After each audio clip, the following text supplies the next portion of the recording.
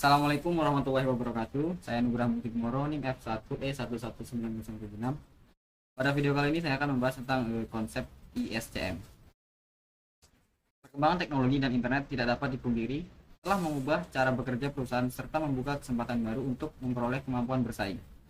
Pada era globalisasi saat ini, perkembangan teknologi informasi semakin cepat mendorong perusahaan untuk menerapkan SCM secara elektronik melalui media internet. Electronic Supply Chain Management atau ISCM merupakan sebuah sistem yang dikembangkan untuk mengikuti kemajuan zaman yang sudah didukung dengan sistem pertukaran informasi secara elektronik. Pada prinsip dasarnya, ISCM sama fungsinya dengan SCM pada umumnya. Electronic Supply Chain Management adalah sebuah platform yang digunakan untuk menjalankan SCM manual menjadi sebuah sistem digital.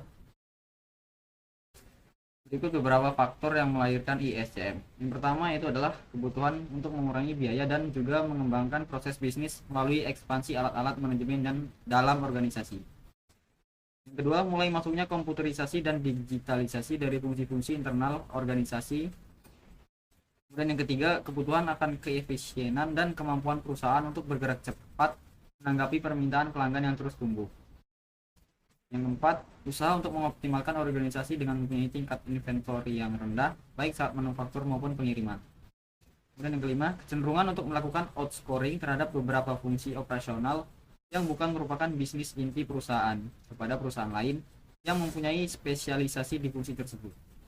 Kemudian yang terakhir, munculnya teknologi e-business dan internet membuat perusahaan dengan semua ukuran untuk mempunyai jaringan dan kompetisi di pasar yang sebelumnya hanya dikuasai perusahaan besar.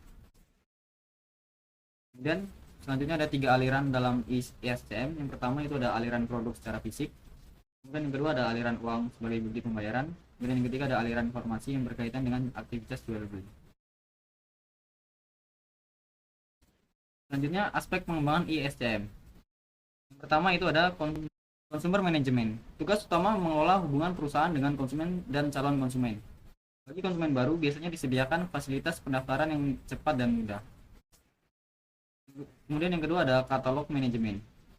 Bertugas memusatkan diri pada produk atau jasa yang ditawarkan oleh perusahaan. Calon konsumen atau pelanggan di dunia maya harus memiliki fasilitas untuk mengetahui produk-produk atau jasa-jasa yang ditawarkan oleh sebuah perusahaan. Kemudian yang ketiga ada order management, yaitu setelah konsumen dapat berinteraksi dengan perusahaan dan mengenali beragam produk dan jasa yang ditawarkan, maka tibalah saatnya untuk melakukan pemesanan atau order. Kemudian yang keempat ada delivery management, itu sebuah pengiriman produk yang telah dibeli ke pihak konsumen. Jika yang dibeli adalah barang digital, maka pengiriman dapat dilakukan lewat email, download, FTP atau file transfer protokol dan sebagainya. Namun jika barang yang dibeli dalam berbentuk fisik, dibutuhkan aktivitas pengiriman produk oleh kurir. Informasi yang diperlukan yaitu tanggal dibelinya produk, kemudian kurir yang dipercayakan untuk mengirim produk, tipe pengemasan atau packaging, kemudian durasi pengiriman dan sebagainya. Kemudian yang terakhir inventory management. Berdasarkan order management dan delivery management, perusahaan harus mengatur pengambilannya di gudang.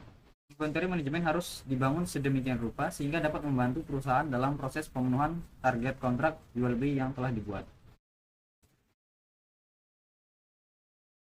Kemudian ada komponen ISCM.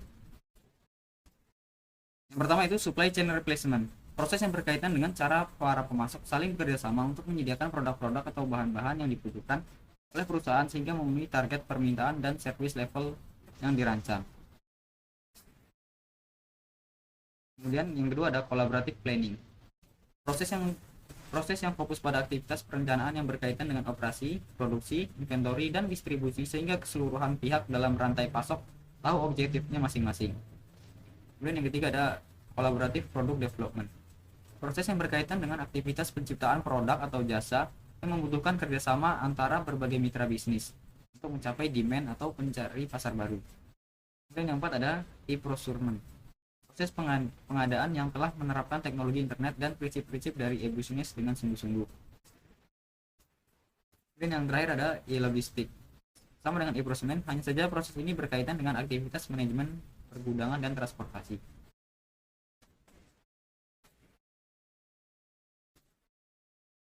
Nah, kemudian ada manfaat ISCM. Yang pertama yaitu mengurangi transaksi sebesar 90%. Yang kedua ada menurunkan biaya pembelian barang dan pelayanan sebesar 2-6%.